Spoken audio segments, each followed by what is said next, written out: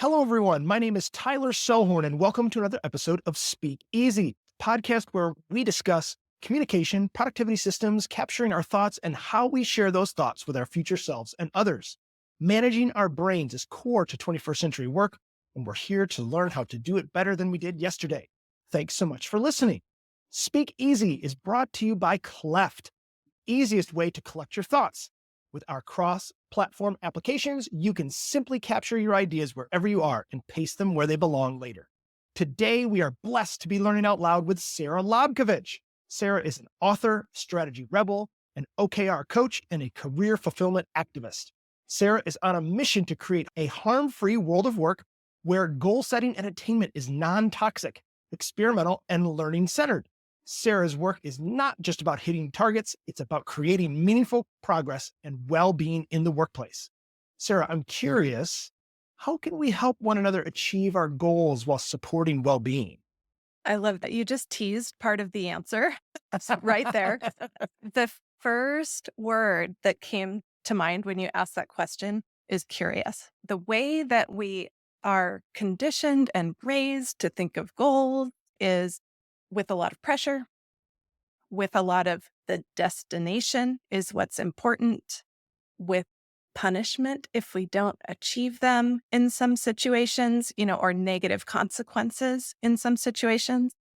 So what we do in well-being based or inspired goal setting is tap into intrinsic motivation, see where our intrinsic motivation intersects with our external responsibilities, and then get super, super curious. So we set goals that matter to us and our external responsibilities, increases motivation, increases experimentation, lets us focus on learning.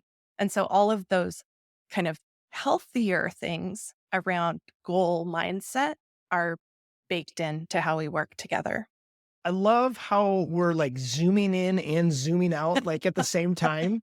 I want to pull on that thread of inspired goal setting, centering intrinsic motivation. There's externalities and punishment and consequences, right? These feel like things that are from the outside coming in.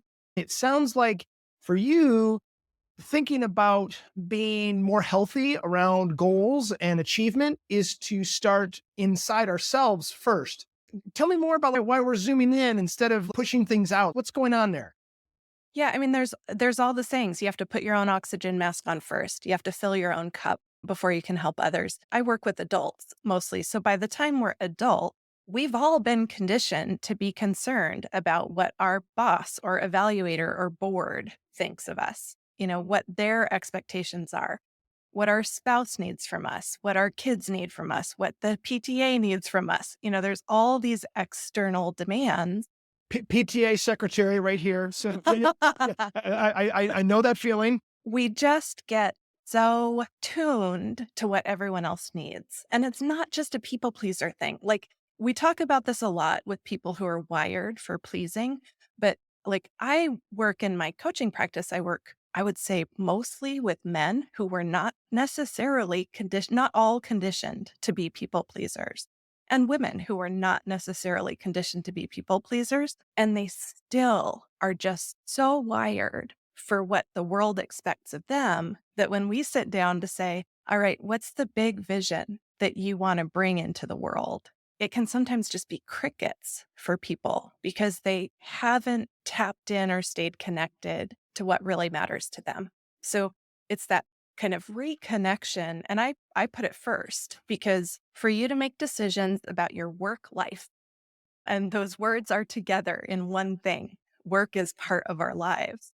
So for us to make decisions about our work life, we have to know what we want from our life.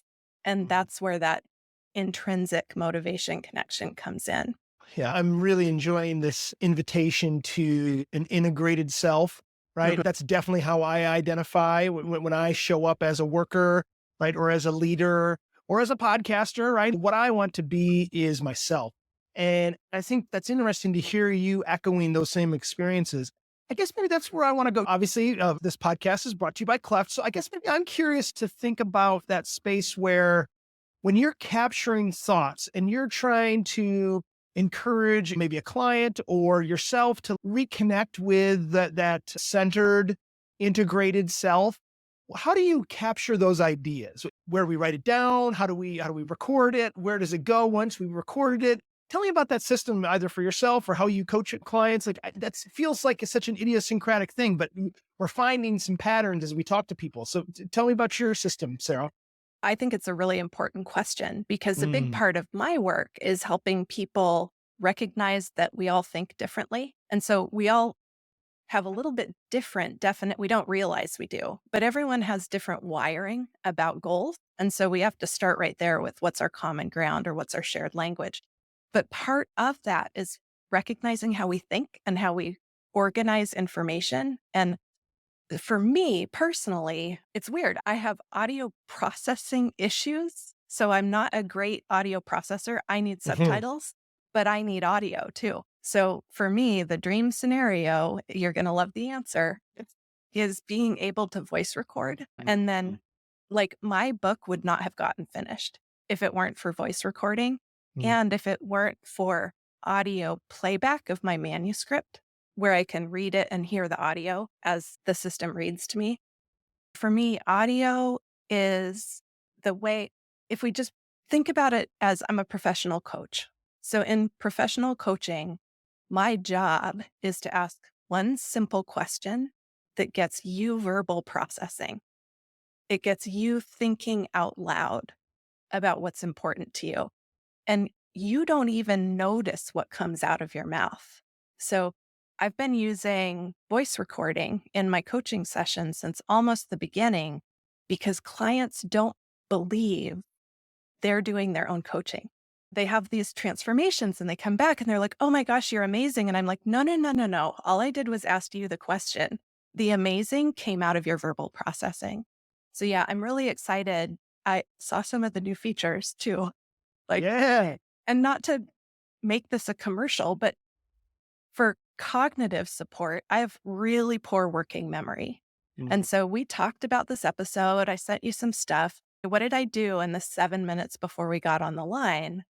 I pulled up my Clef notes and looked at what did the AI tell me that was more clear than what I told you? You know, Mhm. so that combination for me of audio recording and some assistive technology, having one place where my thoughts can be, it really is the way that I work. And it's how I work with clients too. We're definitely excited about what's possible today with the newest stuff. And just to timestamp things, we're in the beginning of the end of the year, 2024. Cleft has gone live to the App Store, and we've got new features that are coming out where you can append to an existing node and kind of have these things rolling through. It really just to quadruple underscore what it is that we want to achieve at Cleft is we want to create an accessible way for people to turn their voice into shareable notes, either with themselves or with others. And I think there's something there, to quote our CEO, Justin Mitchell.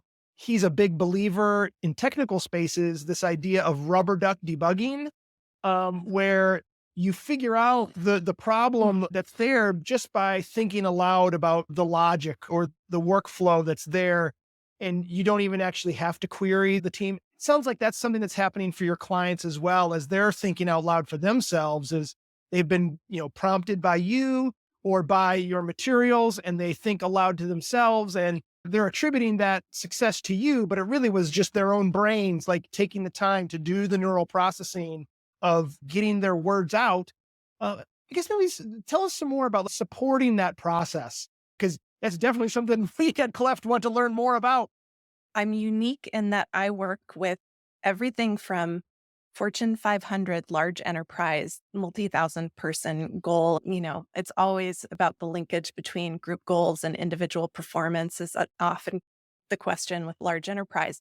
So I work all the way from large enterprise to I work with solos and individuals because my year is very cyclical. Enterprise needs certain things, certain times, and then individuals need certain things at other times. So I get to watch all of this human behavior in all Mhm. of these different places.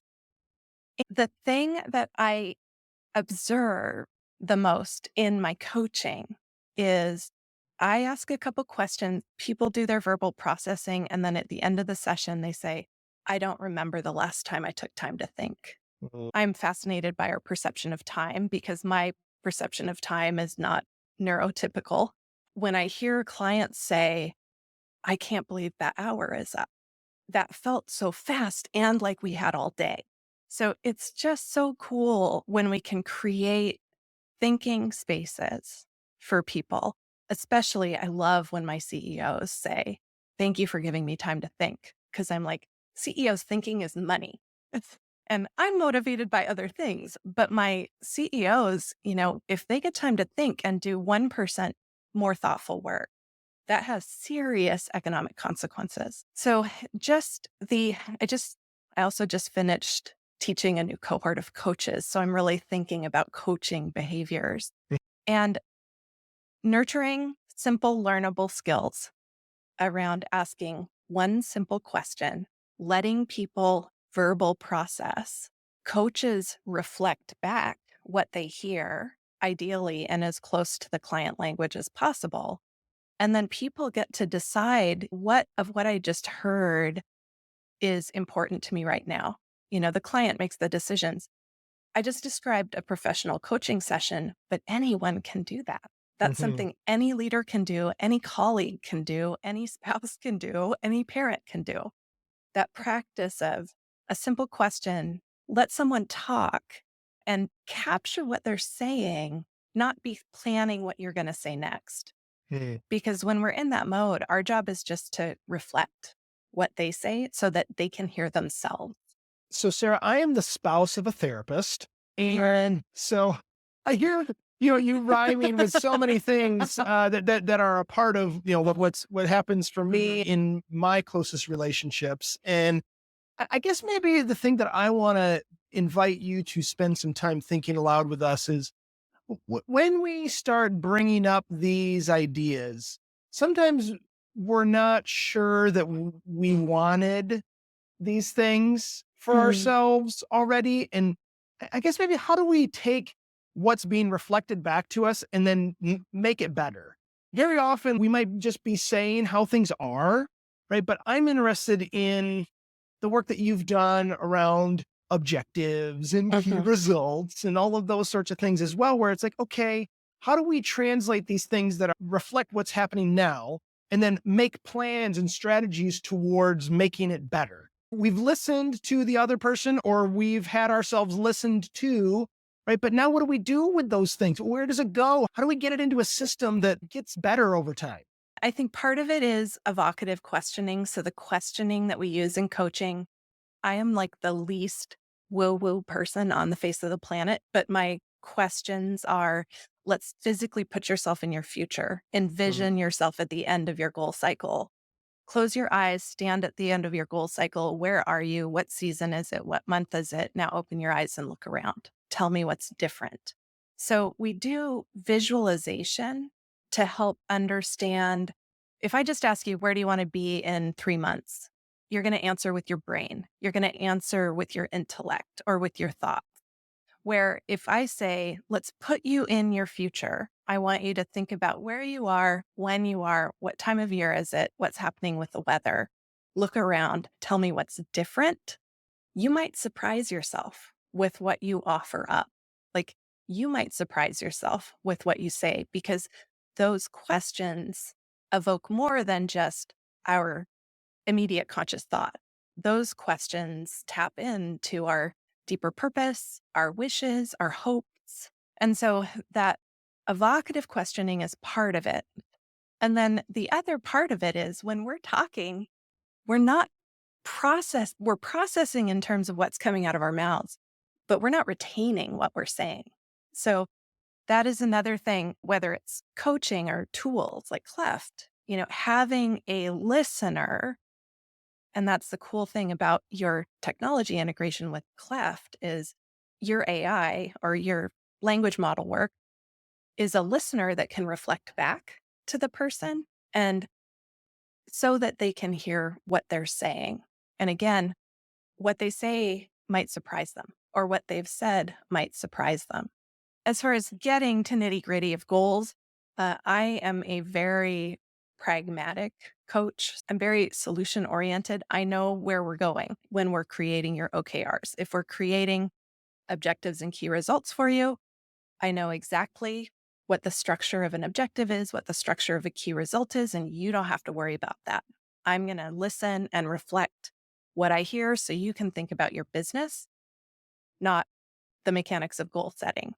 But I do that by following some patterns and having some practices that we do every time. So it's similar questions, similar note taking, similar note preparation to feedback to the client, and then similar guidance on how we get from idea to finished OKRs. As you're talking, like I'm thinking about, okay, so how do we think about that as a company, right? But I also want to stay in the mode of connecting those replies right into something that produces the outcome. Because Mhm. as you say, you're not woo woo, right? You're pragmatic, right? Yeah. You're somebody who is going to do some visualization, right? Some woo woo practices in the service of producing an outcome. I guess maybe I'm curious to learn, what do you notice about yourself when you are doing these visualizations for yourself and your Mm. business and your coaching practice? Like, how do you take those things that you've reflected for yourself and then add them to systems that support that success? How do you do that? So the mechanics of that are when we have someone or something listening that can reflect our verbal processing back. What you don't know when you're talking is you are answering all those questions about what your goals might be while you're talking. You're thinking about your business or about whatever you're setting goals about. You're talking about your business or whatever you're setting goals about. But there's actually an exercise I do with clients and with students to look at a block of language someone has spoken and then go through it and identify all the words that point to measurement. So, in a block of copy, when I'm verbal processing, there are words that signal potential measurement in that block of verbal processing. We can identify what those words are, reflect them back and say, well, is this something that's an important goal territory? Not all of them are, but it's way higher percentage on identifying what really matters than if I asked you what measurable goals are important. Because if I ask you what measurable goals are important, you're going to think about what metrics you have, and especially the ones you don't. And you're going to focus on what we don't have in terms of data. Where if we look at your language, we can pull out, what are the words that point to possible measurement? And then we can get really creative about how we might quantify progress. Might not be coming out of a business tool. It might be something you're observing or something you can count as it happens. So it's not always instrumented right away. But that's what we do. We look for those measurement words so that we can get you thinking and talking about your business, not thinking and talking about your goals. Because when you're thinking and talking about your business, you're enunciating the strongest goals for your business. But it takes a coach or assistive technology. So you can do that for yourself with assistive technology just by learning. When you look at a transcript and see, well, I want to increase something, that's measurable language. I want to improve efficiency, that's measurable language. But if I ask you what goals you want to set, those might not be things that you would offer right up because you're thinking about cost per acquisition or whatever other Mhm, metrics are available. mhm, That's why we started with curiosity right off the mhm. bat, because this is getting curious about what awesome fodder is in your own verbal processing. Yeah, my mind is racing towards custom instructions for Cleft about looking for the measurement words in the transcribed audio. As a way for us to conclude here in this moment, I'm wanting us to reflect about out loud is, what was, tell us about a previous version of you, Sarah, that didn't really have these ideas in mind. And then tell us about who you are today with these concepts around thought capture and really thinking out loud and using verbal processing for the power that it has and reflecting to others. And then also, can you point to the future of where you think things might be going? Help us take this before, during, after journey of how you're thinking about these things. it's kind of emotional even to think about that question. Like, I think about where I was before this chapter of my work, and I was absent a self in my Mm, career. I had spent my whole career just trying to figure out what was expected of me as an individual contributor and as an executive leader. 60% or more of my brain power was my antenna up saying, what do they want? What do they want? What do they want? What's expected? So I burned so much cognitive overhead just trying to figure out what was expected. And I'm wired to skew that way. Like, I care more about what's expected than some people. In the absence of expectations, some people are thrilled. Like, I got this, I'll do my thing. But I'm not wired that way. So for me, I spent so much time trying to figure out what was expected of me that I didn't spend any time paying attention to what was important to me. Luckily, I got really curious and started learning and observing and watching leaders and how they worked and what it led to. And so my systems brain kicked in. But it was really a magical thing for me. I didn't come into OKRs through the OKR consulting door or even through the Measure What Matters door, the book that everyone reads that gets them excited about OKRs. I started creating OKRs for my work before I knew OKRs were a thing. I started working with the concept of what we now call key results, and it changed my life. It gave me a connection to self and what was important in my work and why I did my work and where my boundaries were around my work. Who I was then was just so focused on the extrinsic and the external. And I couldn't win at that. Like, I'm not psychic. I'm not a mind reader. Like, that did not set me up for success.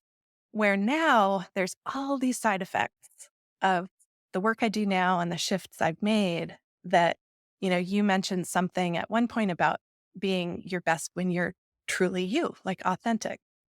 I don't remember how to not be me mhm. anymore. Like, what you see is what you get. And when I find myself in corporate settings where they want the well-behaved Sarah, I'm like, God, I don't know if I can remember how to do that. Like, it's just not here anymore. I tell the truth now. And so living with unfiltered truth makes me a whole different person in terms of the work I do, how I show up in my relationships, and the work that I'm able to put into the world. So the future I want to see is people who are struggling in their careers, people especially who are suffering in their careers. Those people are the future CEOs, the future political figures, the future investigative journalists. Like, they are the people that we need for our culture and society, and well-being at large scale, at a macro scale. What I see is the more folks who do work like I'm doing and like your spouse is doing and supporting well-being, but also tools that support well-being and help us out in the transition, those things I think get us to a future that I'm really optimistic about, where work and life are balanced and have harmony. Might not be 50-50 balanced, but there's some help to the way that we work and live, and that people are connected into their self and their purpose in ways that our world needs them to be. There's just no reason to suffer at work. And if you're suffering at work, that's not a you problem. It's a system problem that you can get curious about and then figure out, how can you go from where I was to where I am now to where you can take yourself and where you want to be. Well, Sarah, I can't think of a better way for us to conclude than this invitation to become more balanced, more harmonious, more integrated, right? Thank you for your thoughts and taking us on that journey of the before, during, and future of what this work can be. I hope that we can all take a moment to think about how we can integrate our verbal processing into the ways that we achieve those outcomes that we're seeking together. Thank you, Sarah. Yeah, my pleasure. This has been a blast.